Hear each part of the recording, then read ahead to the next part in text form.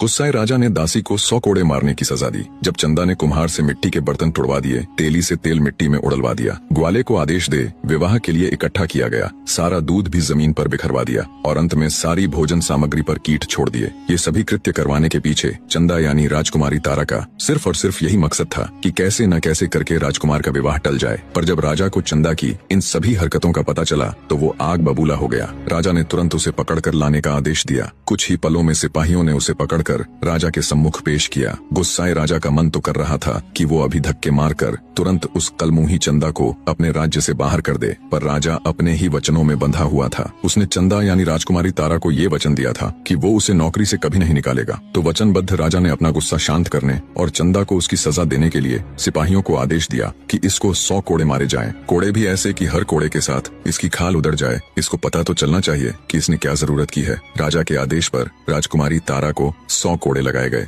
कोड़े लगने से घायल बेचारी चंदा खून के आंसू रो रही थी। मारे दर्द के वो बिलबिला रही थी। कोड़े मारने की सजा पूरी होने पर सिपाही उसको उसकी झोपड़ी में छोड़ जाते हैं। वहाँ उसे उसी हालत में पड़े पड़े एक दिन और निकल जाता है। किसी ने भी राजकुमारी तारा की कोई सुध नहीं ली। एक तो कोड़ों की मार, ऊपर से राजकुमार की शादी का दुख, मानो दुनिया जहान के सारे दुख बेचारी राजकुमारी को एक साथ मिल गए हों। उसे सबसे ज्यादा दुख तो इस बात का था कि कल ही राजकुमार अभिमन्यु की शादी है। राजकुमार की शादी को टालने की उसकी हर योजना असफल हो चुकी थी। दुखी बैठी राजकुमारी तारा के मन में फिर से एक विचार आया, जिससे उसकी आंखें एक बार फिर चमक उठी। अचानक वो अपने सारे दुख दर्द भूल एक नई ऊर्जा के साथ उठ खड़ी होती है और अपने दर्द को भूल हिम्मत करके राजा की घुड़साल में जाती है और राजा के सबसे तेज भागने वाले घोड़े को ले तेजी के साथ वो उस नगर की ओर चल पड़ती है जहाँ राजकुमार अभिमन्यु का विवाह होना था। हवा से बातें करते घोड़े की बदौलत राजकुमारी तारा कुछ ही घंटों का सफर तय कर रोजीवास नगर पहुँच जाती है। रोजीवास नगर राजकुमार अभिमन्यु की ससुराल यानी उसकी होने वाली पत्नी का घर था। वहाँ पहुंचकर अपनी योजना के तहत राजकुमारी तारा घोड़े को बाहर खड़ा कर राजमहल में प्रवेश कर जाती है। बने रहे।